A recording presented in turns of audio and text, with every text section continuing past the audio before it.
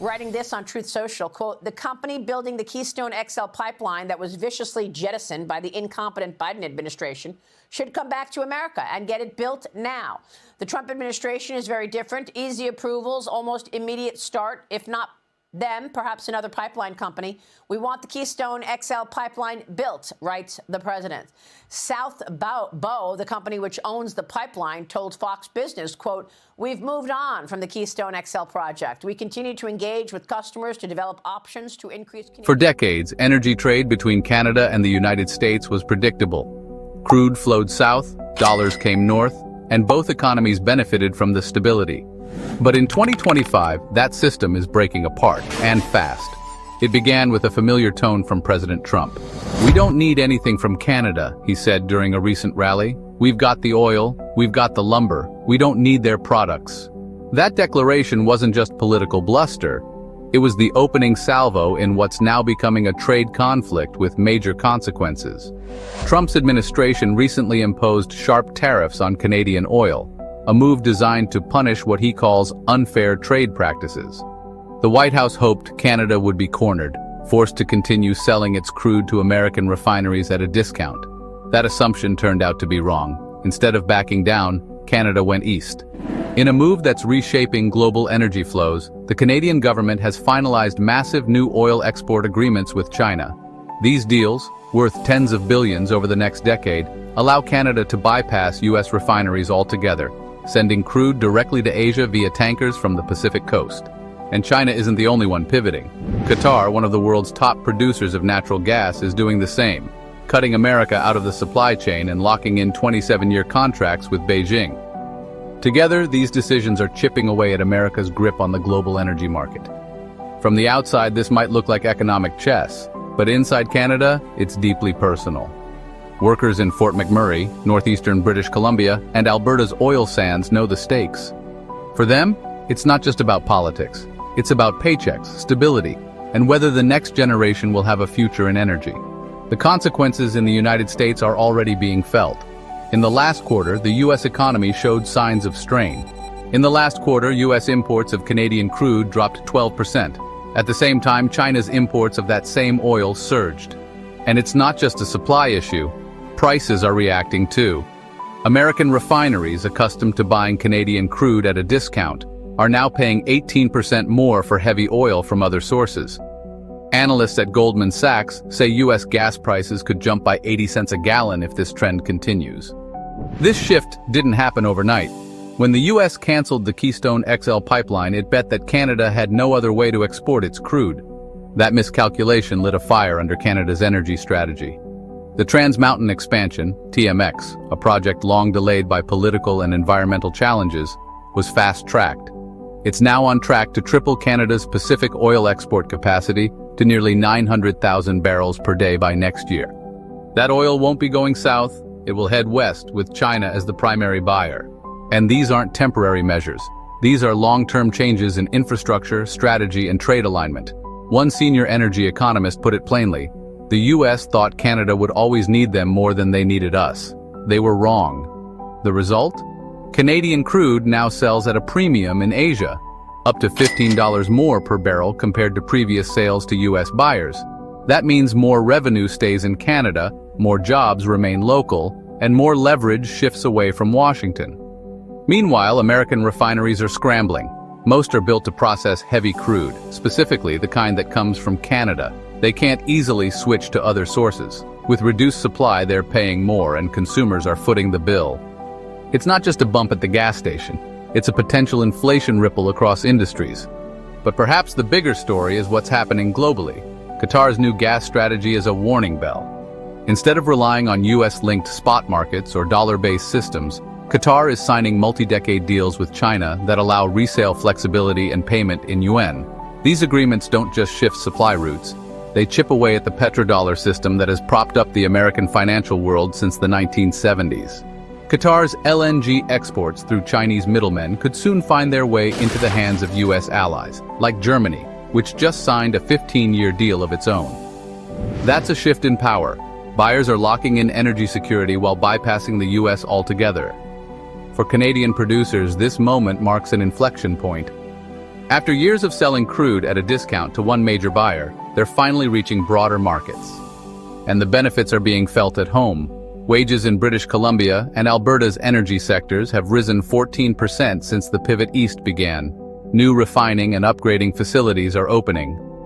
The old model of pumping and exporting raw oil is giving way to a more processed, value-added approach. Instead of just moving crude through pipelines, Canada is investing in refining it before it leaves. Of course, there's a catch. Much of this new infrastructure is being financed with Chinese capital. The $40 billion LNG Canada project in Kitimat, which will ship over 14 million tons of gas annually to Asia, has deep financial ties to Beijing. That's the trade-off: more Canadian jobs but tighter economic links to China.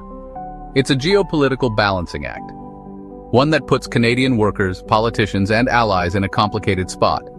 Back in Washington, the Trump administration is still pushing the narrative that the U.S. holds all the cards, but the numbers tell a different story. Canadian exports to the U.S. are down, exports to China are up, and with the Trans Mountain expansion nearing completion, that gap is about to grow even wider. America believed its position was unshakable. That belief is now being tested. One contract, one tanker, one barrel at a time. When President Trump approved tariffs on Canadian oil, the goal was clear: bring Canada to heel. The logic was that higher costs would leave Canadian producers with no choice but to continue selling crude to the U.S. at below-market prices. Washington believed it had the leverage. After all, most of Canada's pipeline infrastructure pointed south. But something unexpected happened. Canada didn't fold, it doubled down on independence. Behind the scenes, Canadian officials and energy executives launched an aggressive push to break free from over-reliance on U.S. markets. The result is a $37 billion redirection plan that has already begun shifting the center of gravity in global energy. At the heart of this plan is the Trans Mountain expansion, or TMX. It's a pipeline designed not just to move oil, but to change the rules of the game. When complete, TMX will boost Canada's export capacity to Asia from 300,000 to 890,000 barrels per day. That's not a small adjustment. That's a full-scale pivot. Oil that once moved across the border will now move across the Pacific. And this isn't a plan waiting to happen, it's already underway. One major deal was struck with CIPC, one of China's biggest refining companies. The agreement secures 200,000 barrels per day of Canadian crude for the next 10 years. That's oil that used to be locked into the U.S. The financial implications are immediate. Goldman Sachs estimates U.S. refineries will pay an extra $5 to $10 per barrel as they scramble to replace Canadian supply. With prices already volatile, that could translate to another 80 cents per gallon at the pump for American drivers. Meanwhile, Canada is cashing in.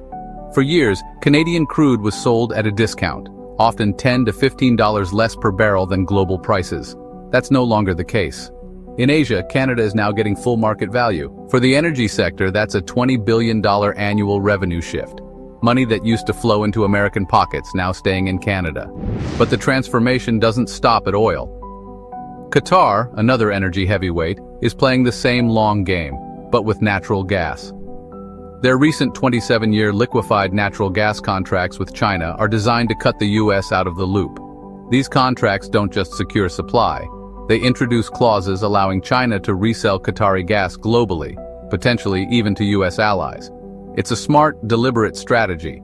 Reduce dependence on U.S. trade routes and payment systems while building new economic alliances. And they're not small deals.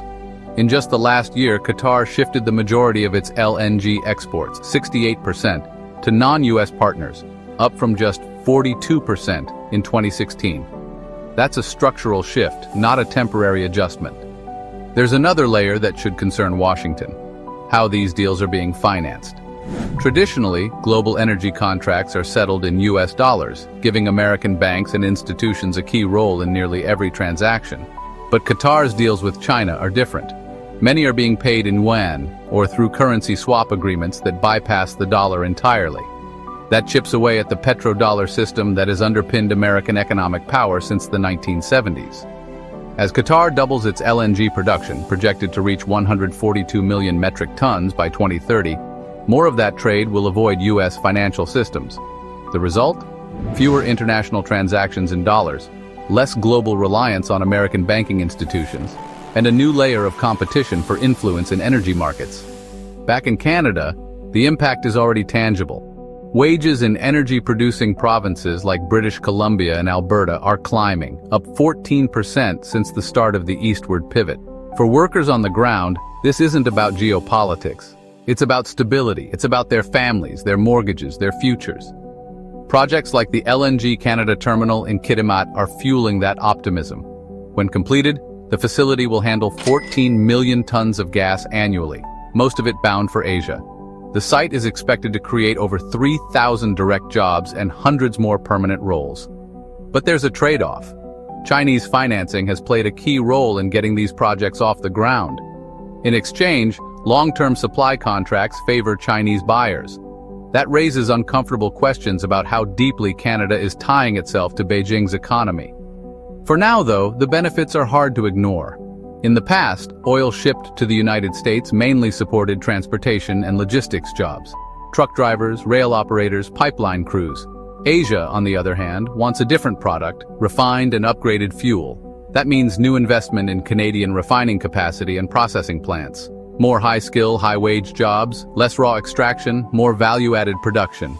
And the federal government is leaning into this shift. In June 2024, Ottawa launched a $6.5 billion Global Markets Accelerator, a fund designed to help Canadian exporters, especially in energy, break into Asian and European markets.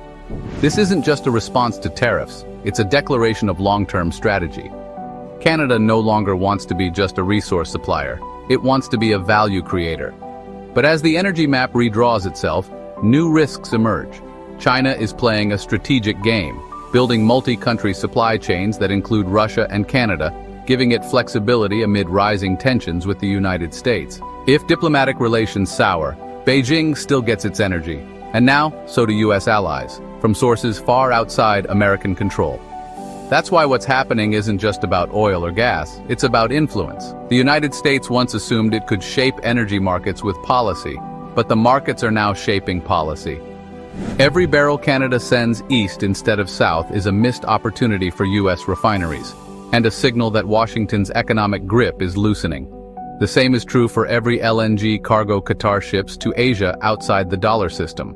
Canada's energy shift may have started as a reaction to Trump's tariffs, but it's become something much bigger. It's about diversification, sovereignty, and long-term security. It's about making sure Canadian workers don't pay the price for political games. And for now, it seems to be working. As TMX nears completion and the first tankers prepare to launch, the United States is left watching a system it once controlled begin to slip away, barrel by barrel, contract by contract.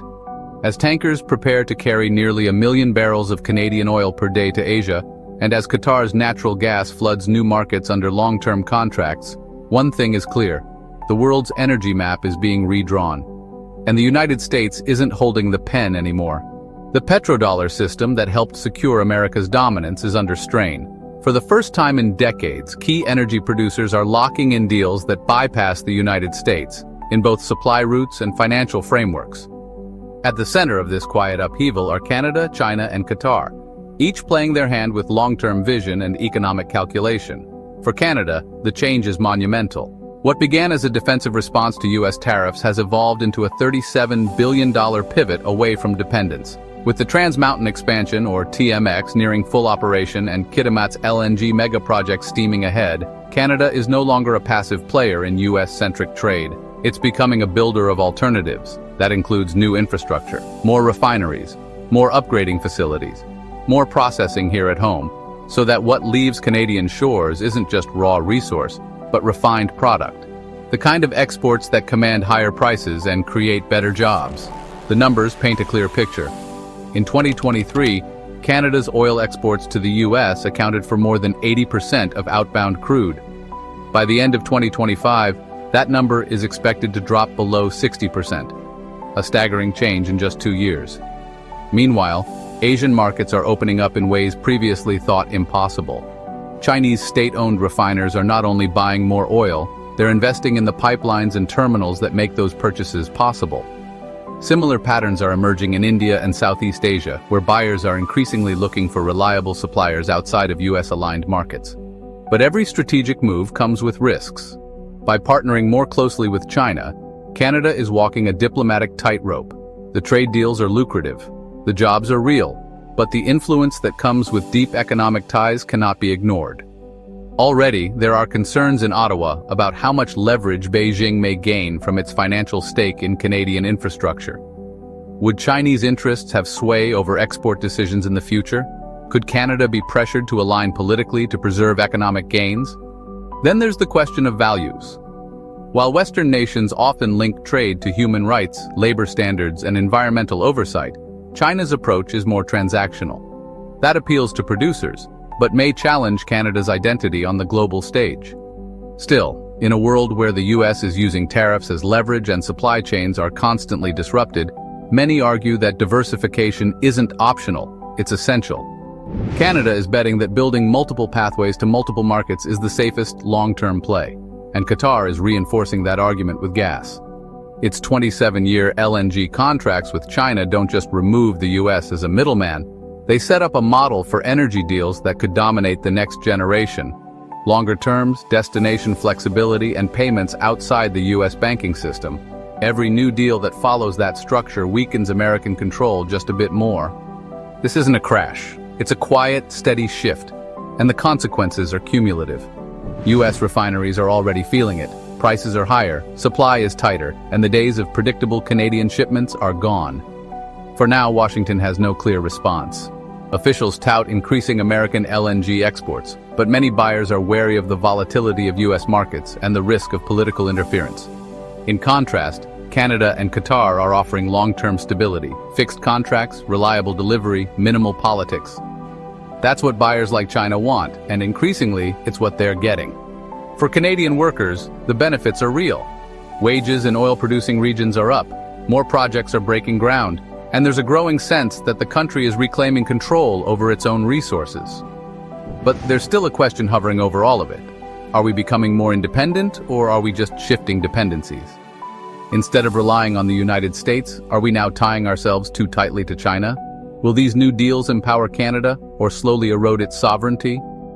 It's not an easy question, and it's not just for politicians to answer. It affects everyone, from refinery workers in Alberta, to families watching their heating bills rise in Toronto, to exporters navigating a changing global trade map. What's certain is this: the energy world is changing. The United States believed it could force Canada back to the negotiating table with economic pressure. That plan failed. Instead, Canada turned outward, and in doing so found new leverage, new markets, and new power. But power comes with responsibility, and the next chapter will depend on how Canada balances economic opportunity with long-term strategy, global ethics, and domestic priorities. The petrodollar isn't dead, but it's bleeding. United States refineries are struggling, and Canada is no longer waiting for a seat at the American table. It's building its own. So what do you think? Is this a moment of true independence for Canada, or are we just trading one leash for another? Drop your thoughts in the comments below. We read every one. If you found this breakdown valuable, support our work by hitting the like button and subscribe to the channel so you don't miss the next deep dive into global energy trade shifts and how these changes impact all of us, at the gas station, in the workplace, and in the voting booth. Thanks for watching. Stay informed, stay thoughtful, and we'll see you in the next report.